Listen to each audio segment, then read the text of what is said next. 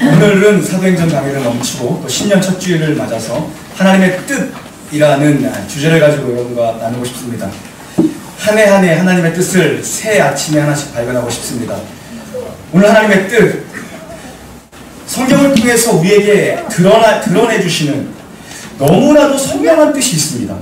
그런데 우리는 늘 그 선명한 것을 나비둔 채 보이지 않는 것부터 자꾸 찾고자 하는 그런 마음이 있습니다. 하나님이 이미 알려주신 것에는 우리가 온전히 순종하지 못하면서 보이지 않고 희미한 것, 그런 것을 자꾸 구하고 있습니다. 그러나 우리가 먼저 명확한 것을 붙들 때에 희미한 것들도 하나씩 깨닫게 되는 거죠. 오늘 말씀을 통해 우리는 분명한 하나님의 뜻 한 가지를 발견하게 됩니다. 이 하나님의 뜻을 우리는 계속 가르쳐야 합니다. 그것이 교회죠. 오늘 말씀을 통해서 우리에게 하나님이 성경에 반복적으로 최우선적으로 우리 모두에게 주는 한 가지 메시지, 너무나 선명한 하나님의 뜻, 1절과 2절 그 속에 있습니다. 함께 읽어보겠습니다. 시작.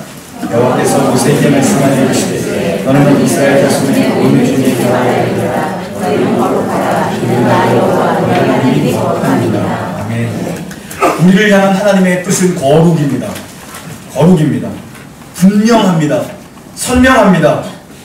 하나님의 이 정말 중요한 하나님의 선명한 뜻은요, 반복적으로 말씀하시거나 아니면 명령이던가 아니면 금지하든가 선명하게 알게 해주십니다. 선명하게. 모두가 알 수 있게 알게 해주십니다. 모두가 알 수 있게. 우리 좀 앞을 좀 봐주시면 여러분, 교회 앞에 뭐 강대상이 바뀐 게 없습니까? 없어요? 제 뒤에 뭐 바뀐 게 없어요? 그대로인가요? 있어요? 네, 뭐가 바뀌었죠? 여기에 그 크리스마스 트리 붙어 있었던 거 아시죠? 어제 그거 다 떴는데 다 빵꾸가 났어, 뛰다가. 그래도 모르시겠어요? 노안이 오셨네. 아, 안 보여요? 그럼 뭐 수리한 사람이 잘한 거고. 이거 테이프를 붙여서 뛰다 보니까 다 뜯어졌어요. 이 뭐죠? 이 페인트 칠한 건가요? 이 시멘트 칠한 게 다 벗겨졌어요. 그래서 어제 저녁 무렵에 우리 이석 주지사님이나 박인수사님이랑 올라가시더라고요. 안 내려와, 이분들이. 나 저는 막 슈퍼 가서 장 봐왔거든요. 집에 가서 먹어야지. 그때까지 안 내리고 뭐 가봤어요. 색연필을 녹여가지고 그거를 페인트를 만들어서 칠하시더라고요. 난 처음 보는 기법이야, 이런 건. 크레파스를 녹여서 하면 더 잘 됐을 거래요. 네. 이게 잘 티가 안 나잖아요. 불을 끄면은 조금 더 잘 보일 수 있어요. 왜냐면 펄이 있었거든요. 펄. 색연필의 펄. 네. 여러분이 뭐 못 보셨다면 수리한 사람이 잘한 거고, 하나님은요, 우리에게 이렇게 티 안 나게 가르쳐 주시는 분이 아니라 하나님의 선명한 뜻을요, 정말 티나게 모두가 다 할 수 있게 말씀을 통해서 반복적으로 명령형으로 혹은 금지로 티나게 말씀해 주세요. 티나게. 내가 거룩하니 너희도 거룩하라. 거룩은 구별된다는 것입니다. 대체 그럼 무엇이랑 구별하라는 것인가? 모두가 자기의 뜻대로 살아가는 현실 속에서, 그게 사사시대죠. 그리고 우리가 사는 이 시대가 그렇죠. 자기 소견에 오른 대로 살아가고자 하는 이 시대 속에서 너희는 말씀을 따라가라. 그게 구별입니다. 말씀을 따라가라. 우리를 부르신 하나님의 첫 번째 목적은 거룩입니다. 왕같은 제사장 나라로 부르시고, 거룩한 백성이요, 왕같은 제사장으로 교회를 부르신 거예요. 거룩하라, 거룩하라. 교회가 여러분 힘이 없는 이유가 무엇입니까? 거룩하지 못하기 때문입니다. 교회가 세속화되었기 때문에 교회가 모든 힘을 잃어버립니다. 교회의 힘은 규모에서 나오는 게 아닙니다. 교회의 힘은 거룩에서 나오는 겁니다. 거룩에서. 여러분, 시간 지나고 깨닫는 미련함이 아니라 하나님의 뜻을 깨달을 수 있게 하실 때 들을 귀가 열리기를 주님의 이름으로 간절히 축원합니다. 오늘 본문은요, 이 하나님의 뜻은 거룩인데, 하나님의 뜻은 뭐 토를 달 수 없죠. 그냥 거룩해야 돼. 어떻게 그 거룩을 삶의 현실 속에서 구현해내는 것인가? 그 구체적인 내용들을 주십니다. 거룩함이 하나님의 뜻이라면 하나님의 뜻대로 사는 삶은 무엇일까? 무엇이 거룩하게 사는 것인가? 우리는 몇 가지 살펴보려고 합니다. 3절, 4절 봉독합니다. 시작. 너희 가지 않은 부모를 경외하고 나의 안식일을 지키라. 나는 너희의 하나님 여호와이니라. 너희는 참된 부모들에게 청하지 말며 너희들의 신상으로 만들지마라. 나는 너희 하나님 여호와이니라. 아멘. 여러분, 거룩하라고 말씀하십니다. 거룩이야말로 너희를 부른 뜻이다. 그런데 그 첫 번째가 무엇입니까? 부모를 경외하라입니다. 조금 의외적이지 않습니까? 거룩의 첫 번째 하나님의 뜻은 부모 경외입니다. 십계명과 순서가 다르죠. 그리고 십계명과 다른 단어가 하나 있습니다. 십계명은 내 부모를 공경하라입니다. 그런데 여기는 경외하라입니다. 무슨 말입니까? 도덕을 뛰어넘은 영적인 문제라는 것입니다. 부모와 자식 간의 관계는 도덕의 문제를 뛰어넘은 영적인 관계는 영적인 문제라는 것입니다. 엄마. 여기서 경외라는 단어는요, 하나님과 관련된 단어라고요. 성경에서 경외는 하나님이라고요. 하나님을 쓸 때 표현하는 게 경외인데, 유독 이 구절에서는요, 부모를 얘기하는데 경외라는 단어를 갖다 씁니다. 엄마. 눈에 보이지 않는 하나님의 자리에 부모를 대리인으로 세워두고 하나님을 대한 무게감으로 대하라는 것입니다. 이거는 효의 문제를 넘어선 영적인 문제라는 겁니다. 엄마. 우리가 연세 드시고 힘 빠지고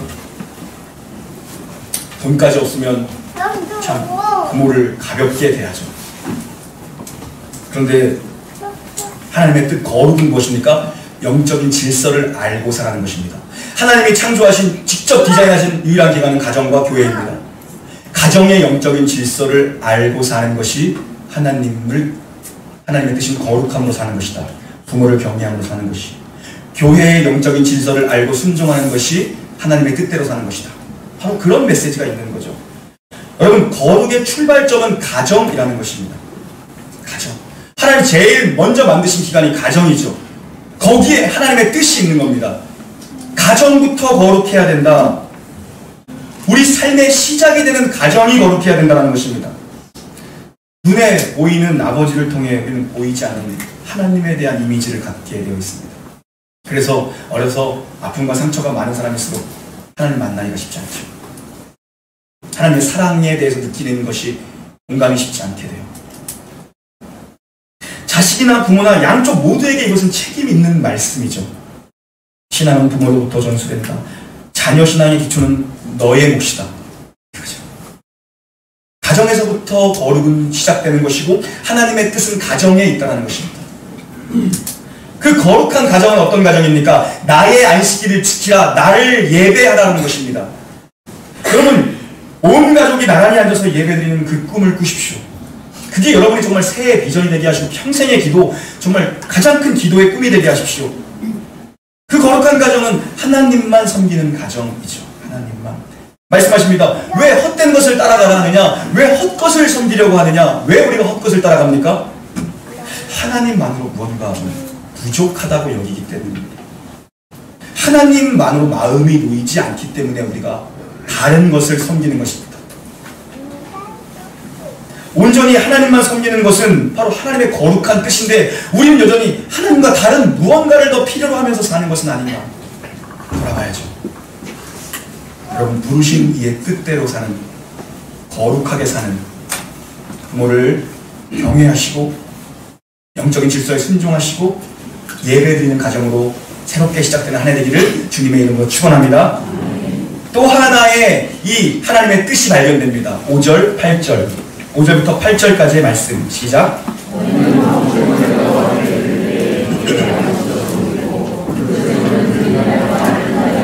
셋째 날까지 가증한 것이 기대가 지금이죠. 그것을 먹는 자는 여호와의 성물을 더럽힘으로 말미암아 죄를 담당하리니 그가 그의 백성 중에서 끊어지리라. 아멘. 거룩한 삶이란 어떤 것입니까? 그래요. 영적인 질서, 부모를 경외하는 삶, 온 가족이 하나님만 섬기고 예배하는 삶입니다. 그리고 또 하나 우리에게 보여준 거룩한 삶이란 화목제를 드리는 삶입니다. 화목제. 어떻게 해요? 여호와께서 기쁘게 받으시도록. 어떻게 드리면 하나님이 화목제를 기쁘게 받으십니까? 그럼 오늘 말씀을 보니까 정하신 방법과 과정을 따라 드리라는 것입니다. 네 마음대로 하지 말고. 그것은 무엇입니까? 제사의 당일날 그리고 그 다음 날까지 모든 재물을 다 먹으라. 남기지 마라. 그리고 남은 것이 있거든 다 불살라라. 그리고 아무도 남은 것을 손대지 못하게 다 불태워라. 구약시대에 5가지 제사가 있죠. 번제와 소제와 속죄제와 속건제 그리고 화목제입니다. 그런데 오늘 말씀에서 하나만 얘기합니다. 무엇입니까? 화목제만 얘기합니다. 거룩한 하나님의 뜻, 화목제물이 되라는 것입니다. 무엇입니까? 이 나머지 제사에서 드렸던 제물들은요, 누구만 가져갈 수 있냐면 제사장의 것입니다. 하나님께 드리고 제사장만 취할 수 있습니다. 그런데 유일하게 제사장뿐만 아니라 드린 자, 그리고 드린 자와 함께 나눌 수 있는 것이 화목제물입니다. 화목제물. 그 화목제의 특징은 뭐냐면 자원함, 그리고 서원함, 그리고 은혜의 감사함입니다. 은혜, 감사, 자원함으로, 서원함으로 드리는 것이 화목제물이고, 다른 제물들은 제사에 쓰인 음식을 제사장만이 취할 수가 있는데, 이 화목제물은 드린 자와 모두가 같이 나누어 먹을 수 있는 것입니다. 그리고 3일째가 되면 아무도 손대지 못하게 하고 다 태워라. 불살라 없애라. 왜요? 희생제물을 부정하게 사용할까봐. 우리의 죄악됨이. 그리고 숨겨두거나 팔아먹는 일이 또 발생될까? 혹은 위생을 위해서 그럴 수 있겠죠.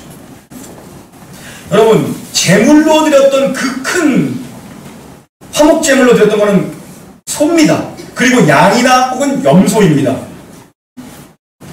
그 소를 누가 다 먹습니까? 그거를? 그 말은 무엇입니까? 나누어 먹으라는 겁니다. 나누어 먹으라는 겁니다. 거룩한 삶이란 나누며 화평을 이루는 삶입니다. 공동체의 하나됨을 이루는 삶, 교회의 하나됨을 이루는 삶, 가정의 하나됨을 이루는 삶. 원수가 없이 하라. 억울한 자가 없이 하라. 가족들 간에 불화한 것이 있다면 화목을 이루어라. 교회에서 화목을 깨는 자가 되지 마라. 공동체의 하나됨을 지켜라. 여러분, 언제 하나되고 화평합니까?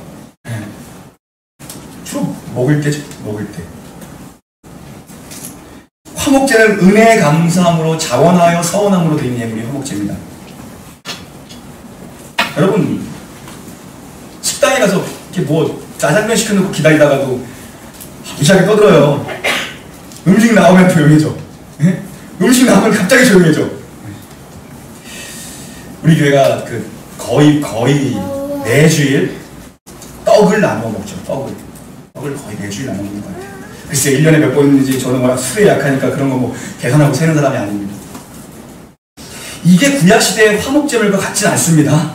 그러나 정신은 같아요. 제가 가만히 말씀 준비하면서 보니까 정신이 같아요. 자원함이죠. 감사함이죠.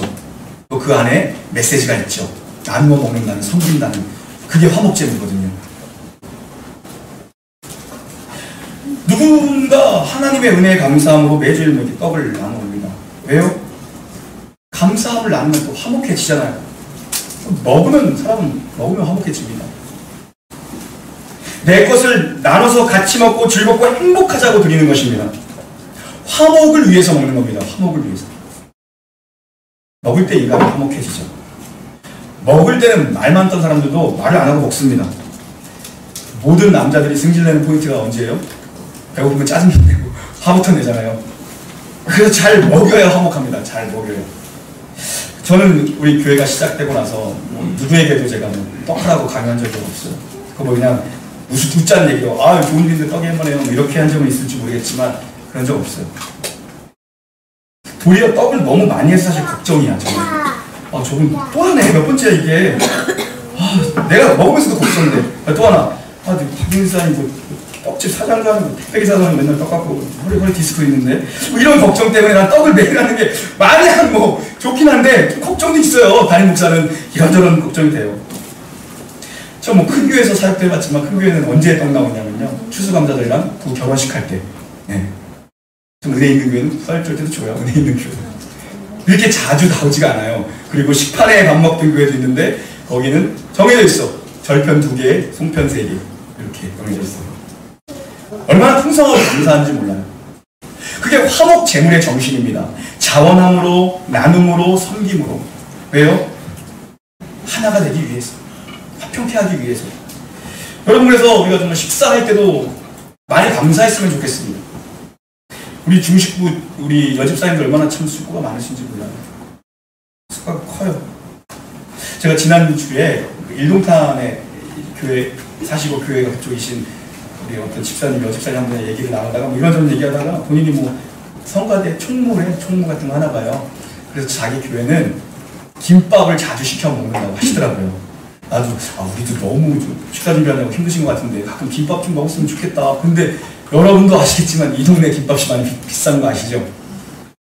2,500원, 제일 싼 게 3,000원, 비싼 데는 3,500원. 네. 그렇게 생각했는데요. 제가 서울 가다가 공군 비행장 넘어서 무슨 데서 아파트 낮은데 미래 말고 강남 쪽 기억이 안 나요. 송파넘어 가는데 세곡에 갔는데요. 김밥이 7,500원이더라고요. 나 깜짝 놀랐어. 너무 배고파서 차서 넣고 김밥 한 줄 사라는데 7,500원이야. 세곡동 가니까 세곡동 못 살겠다 그랬어. 여러분 너무 비싸요 김밥이. 그래가지고 여쭤봤어. 자주 시켜 드신대 본인네 교회는. 그래가지고 제가 그 교회도 예배드리러 한번 가봤거든요. 예전에 개척 전에 좀 교회 탐방할 겸. 교회도 잘 전놨어요. 그래서 식당도 좋더라고요. 근데 집사님 식당도 좋은데 왜 김밥 시켜 드세요? 날씨 영하면 중식 운영 안 하고 여름에 온도 올라가면 식당 운영 안 한대요. 그래서 그럴 때는 이제 봉사자들만 김밥으로 한다고 하더라고요. 네. 뭐 듣고 보니까 우리 집사님들 너무 감사한 거야. 네? 열악한 주방에서 막 틈새 막 바람 드는 데서 좁은 데서 매일같이 식사 준비해 주시고 참 귀하다 하는 생각을 했습니다. 누군가 자신을 화목제물로 드릴 때에 하나됨을 이룰 수 있습니다. 제물은 무엇입니까? 다 태워드리는 것입니다. 보이지 않게. 그게 거룩한 산 제물로 나를 드리는 겁니다. 그것이 제물입니다. 다 태워서 이게 뭐였는지 흔적이 남지 않는 거죠. 제물입니다. 그렇게 드릴 때에 화목함, 공동체의 하나됨과 가정의 하나됨, 내가 속해 있는 곳의 하나됨을 우리가 누릴 수 있는 거죠. 여러분, 하나님의 뜻은 무엇입니까? 거룩입니다. 거룩이란 무엇입니까?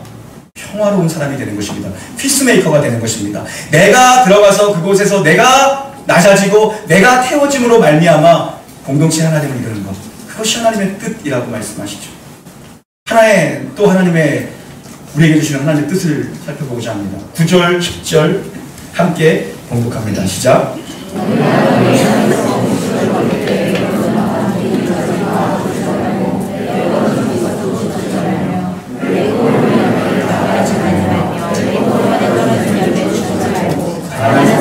너희를 위하여 걸어라. 나는 너희의 하나님 여호와이니라. 아멘. 하나님의 뜻을 또 하나 발견하게 됩니다. 거룩한 삶이란 무엇일까? 우리가 너무 거창하게 생각하는 것 아닌가? 그래요. 부모를 경외하는 것이 거룩이라고 말씀하십니다. 그렇게 살라고 명령하십니다. 그리고 무엇입니까? 온 가족이 나의 날을 지키라. 예배 잘 드리라고 말씀하십니다. 그리고 또 무엇입니까? 어디에 가든지 화목을 이루는 사람이 되라. 네가 화목 제물이 되라. 네가 타라. 그렇게 말씀하시죠. 그리고 오늘 또 한 가지를 말씀하시는 게 무엇입니까? 추수할 때에 모퉁이에 있는 것을 추수하지 말라고 말씀하십니다. 그리고 내 기퉁이, 밭에 내 기퉁이에 있는 것을 추수하지 말라고 말씀하십니다. 아니요, 하나님이 주신 열매인데 깨끗하게 걷어야 되는 것 아닙니까? 아니요. 바닥에 떨어진 것 이삭을 줍지 말라고 하십니다. 하나님이 주신 열매인데 우리가 이렇게 낭비하는 것 아닙니까? 하나님 깨끗하게 다 걷어드려야죠. 하나님 아니라고 말씀하십니다. 왜요? 가난한 자들, 고아와 과부와 객들을 위해서 남겨두라는 것입니다. 왜 그렇습니까? 우리는 정말 남을 돕는다고 하지만 그 돕는 것이 사실 쉽지 않습니다. 돕는 것이 쉽지 않은 시대 무엇입니까? 도와준다고 하지만 도리어 누군가에게 상처가 될 수도 있고 혹은 받는 사람의 입장에서 자존심이 조금 상할 수도 있죠. 그래서 우리가 정말 저도 하나님 앞에 죄송스럽더라고요. 구제비를 지난 2, 3년 동안 구제비를 예산 항목에 잡아놓고 한 번도 지출하지 못했어요. 뭐 저의 핑계입니다만은 저의 게으름이겠죠. 뭐 이 지역에 그렇게 어려워 보이는 분들이 안 계시던데 또 너무 멀리 가자니 또 우리가 너무 거리가 멀어서 너무 또 연계선상에서 섬길 수 없는 건 아닌가? 이런 제 핑계일 뿐입니다. 그러나 하나님 뭐라고 말씀하십니까? 그래, 어쩌면 그거는 받는 사람 입장에서도 아쉬운 소리 하기에 불편함이 있을 수 있지 않느냐. 그들이 언제든지 필요할 때, 배고플 때 와서 주워갈 수 있도록 그냥 흘려두라. 가난한 자가 없게 하라. 여러분, 십자가란 공의와 사랑의 공존입니다. 율법의 공의로우심이 이 십자가에서 완성된 사랑과 함께 만나는 것입니다. 율법의 정신의 핵심은 무엇입니까? 억울한 자가 없게 하라, 가난한 자가 없게 하라 입니다. 십자가에서 그리스도께서 이것을 완전하게 이루시는 겁니다. 그게 십자가 정신입니다. 십자가 정신. 우리는 누구를 돕는다고 하지만, 우리가 또 뭐 교회적으로 또 뭘 섬긴다고 하지만 너무 좀 티날 때가 있죠. 그래서 그냥 누구든지 눈치 안 보고 마음껏 필요할 때 쓸 수 있게 흘려두라는 것입니다. 굳이 자존심 상하게 찾아와서 머리 숙이지 않게, 아쉬운 소리지 않게 그냥 이삭 바닥에 떨어진 건 그냥 모른 척하고 지나가라는 것입니다. 약자를 배려하는 것이죠. 그런데 지금 우리가 사는 세상은 어떻게 하면 흘리지 않을까를 고민하는 세상이지요. 어떻게 해야 다 털어먹을 수 있을까? 좀 속된 표현은 뭐죠? 싹쓸이. 어떻게 하면 싹스러울 수 있을까를 참 쫓아가는 게 이 세상입니다. 그래서 여러분 뭐 속된 말들로 뭐 이 동네에서 뭐 아파트 팔아서 얼마 벌면 뭐 1억 몇천 벌면은 뭐 재미 같다고 한다면서요? 네. 재미도 보셨는지 모르겠는데 저희 어머니가 늘 그랬거든요. 어렸을 때부터 저는 그렇게 배웠어. 야, 그 다음 사람을 생각해. 항상 그렇게 배워. 아, 뭔 소린가. 돈을 벌 거면 많이 벌면 좋잖아요. 야, 적당할 때 그냥 다 파는 거야.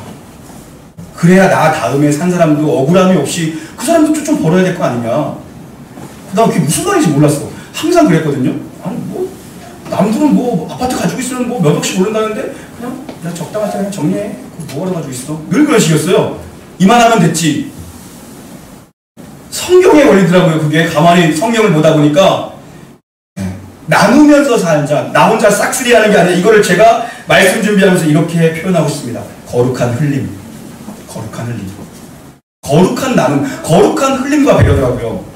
세상은 우리에게 싹쓸이 원리를 가르칩니다. 다 가져와야 돼, 네가 다 먹어야 돼, 네가 1등 해야 돼. 그걸 가르치죠. 그런데 성경적 원리가 아니더라고요. 왜 그럴까? 우리는 축복으로 사는 인생이기 때문입니다. 은혜로 사는 인생이기 때문입니다.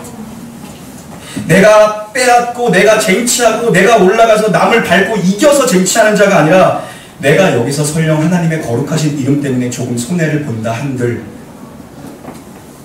거룩한 손해를 본다 한들, 하나님의 이름 때문에 내가 그리스도인 교회라는, 이번 연초에 어떤 우리 재직 세미나 하면서 결단을 적으러 하니까 어떤 분이 이렇게 해서 목사님의 이름에 명예를 걸고 열심히 하겠습니다. 제 이름은 중요하지 않고요. 하나님의 이름이죠.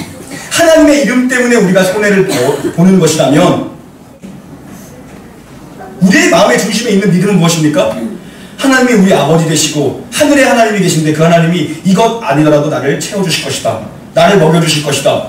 내가 하나님의 이름 때문에 여기서 양보한다면, 내가 여기서 내려놓는다면 하나님의 이름 때문에 내가 내려놓을 수 있다면 하나님이 채워주실 것이다. 또 다른 것을 하나님이 준비하고 계시겠지. 하나님이 더 큰 걸 예비하고 계시겠지. 그 믿음이죠.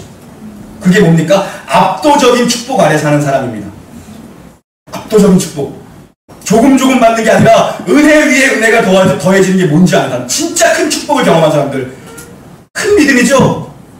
그게 축복입니다. 제가 구멍, 언제 말씀드렸죠? 구멍. 사람은 좀 구멍이 있어야 된다.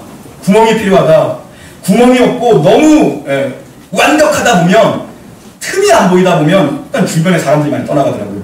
그래서 뭐 세상 표현으로는 아우 저 사람 너무 까탈스러워 이러죠. 본인은 완벽주의자라고 얘기하는데 흘려보내줘야 또 채워짐이 있습니다. 여러분. 흘려보냄과 나눔이 있을 때 또 무언가 채워줘요. 하나님이 그렇거든요. 우리가 구멍을 해서 조금씩 흘려보낼 때에, 오늘 말씀대로라면 떨어진 이삭을 죽지 않고 누군가를 위해서 우리가 그냥 갈 때에 하나님의 압도적인 축복이 부어져요. 넘치도록 채워주세요. 그때 넘치도록. 하나님 무슨 축복을 이렇게 흘리는 자들, 거룩한 흘림, 아름다운 나눔, 그런 자들에게 하나님 어떤 것을 약속하셨습니까? 잠언 11장 24절 25절 앞에 자막 보고 함께 읽습니다. 하나님의 축복입니다. 시작.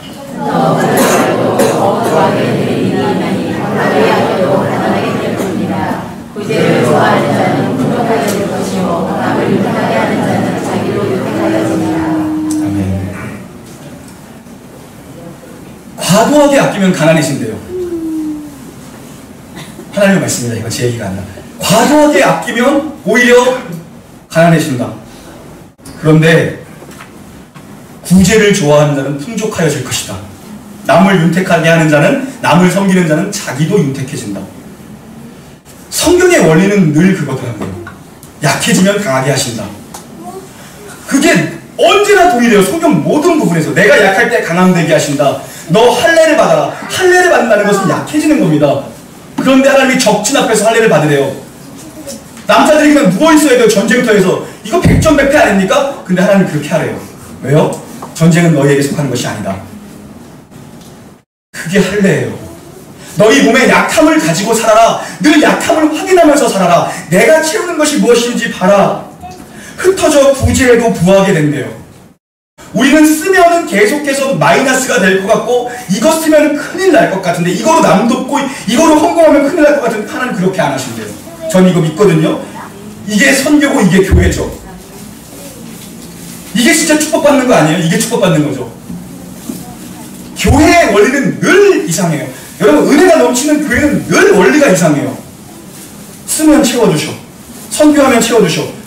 흘려보내면 또 채워주셔. 근데 도리어 가난하게 아끼고 우리만 생각하다 보면 바닥나. 나밖에 모르면. 그래서 흘려보낼 줄 모르는 사람은 거지 된다는 얘기입니다. 쉽게 말씀드리면. 거룩한 흘림이죠. 시편도 한번 읽어보겠습니다. 시편 37편. 우리 앞에 자막 보시고 함께 읽습니다. 25절, 26절 시작. 내가 어려서부터 이르기까지 의인의 머리를 당하거나 그의 자손이 벌식함을 보지 못하였다. 그는 종일토록 은혜를 베풀고 부어주니 그의 자손이 복을 받는다. 아멘. 여러분, 이 말씀 진짜 믿으세요. 저는 믿어요. 너무 좋아요. 흘려보내면서 사는 백성들의 자손이 배고프게 사는 걸 못 봤다. 자손들이 부유해진다는 겁니다. 제 얘기가 아니에요. 하나님의 말씀이잖아요. 저 믿거든요. 이거 너무 좋아요. 이런 말씀 볼 때마다 막 심장이 막 뛰어요. 꾸어주니 그의 자손이 복을 받는다. 여러분, 꾸어주는 게 얼마나 복된 거입니까? 내가 꾸어줄 수, 내가 밥값 낼 수 있다는 거, 내가 커피 살 수 있다는 거, 내가 섬길 수 있다는 거, 내가 드릴 수 있다는 게 얼마나 복이에요? 너무 좋아요. 물질만의 문제 아닙니다. 내게 건강 주셔서 내가 교회 와서 뭐라도 바닥이라도 쓸 수 있다는 게 얼마나 복이에요. 너무 좋더라고요. 저는 이거 진짜 믿거든요. 베풀면서 산 사람들, 자식들이 뭐 별것 아닌 것 같은데 잘 돼요. 우리 식으로 얘기해 뭐죠? 아까 찬양 만사형 동아리라 손을 대는 것마다 복을 받아요. 저도 뭐 사역하면서 큰 교회 작은 교회 막 다들 보면서 다녔을 거 아닙니까? 그 교회에서 충성봉사분들 자식들 보면 뭐 그냥 별거 없어 보이는 것 같은데 잘 돼. 애들이 맨날 좋은 소식이야. 영적으로도 마찬가지입니다. 영적으로도 할아버지, 아버지, 엄마가 교회를 잘 섬기면 그렇게 산 사람들 그냥 잘 돼요. 이유를 묻지 마세요. 몰라요. 그 이유를 알면 은혜가 아니에요. 이유를 모르니까 은혜예요. 이유를 모르겠고 내게 원인이나 내게 근거나 내가 어떤 그럴 만한 결과를 낼 만한 사람이 아닌데 그냥 돼. 그걸 은혜라고 말하는 거죠. 거저 주시는 거니까. 하나님 왜 주시는지 모르겠어. 그냥 주세요. 그러니까 은혜죠. 이유를 설명할 수 있으면 내게 근거가 있는 거, 내가 설명이 가능한 건. 설명이 불가능해요. 그냥 되는 건. 제가 볼 때 우리 교회도 20년 정도 지나면 인물들이 나올 겁니다. 자식들. 믿으시기를 주님의 이름으로 축원합니다. 인물들 자식들 중에 나와요. 반드시 나온다. 충성봉사하고 섬기고 헌신하는 사람들 있잖아요. 말씀이잖아요. 자손이 복을 받는다.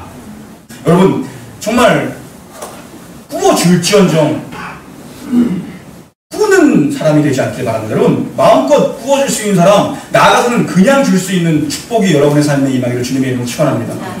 제가 언젠가 새벽에도 뭐 한번 말씀드린 것 같은데, IMF 때 98년도 제가 아직도 기억나요. 왜 그러니까 어렸을 때 그때 제가 뭐 중2 때인가 그 정도 됐던 것 같아요.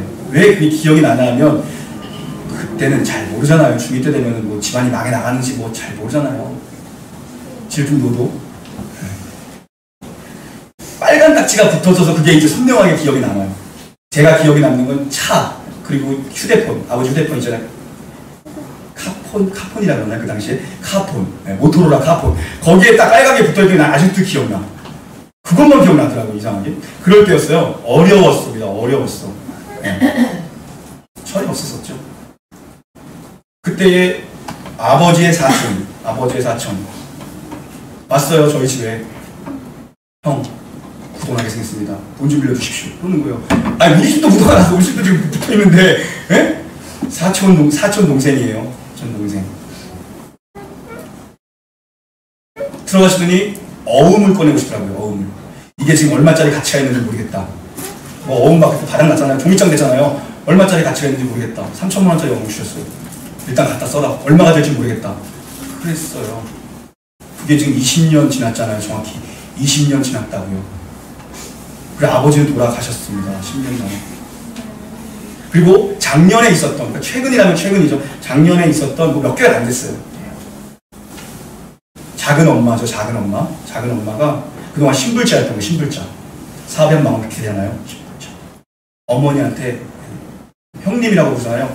형님 그때 너무 감사했는데 이제 신불자 저희 풀렸어요. 형님 돈 좀 갚아야죠. 하는 거예요. 네. 그러면서 한 달에 뭐 얼마씩 보내겠대. 뭐 20만 원인지 30만 원인지 80만 원 보냈는데요. 그래가지고 어머니가 그랬대요. 나 잊어버려도 살았어. 그리고 그걸 어떻게 받을 생각도 안 했어. 네? 그때 다 같이 어려웠잖아 우리가. 네.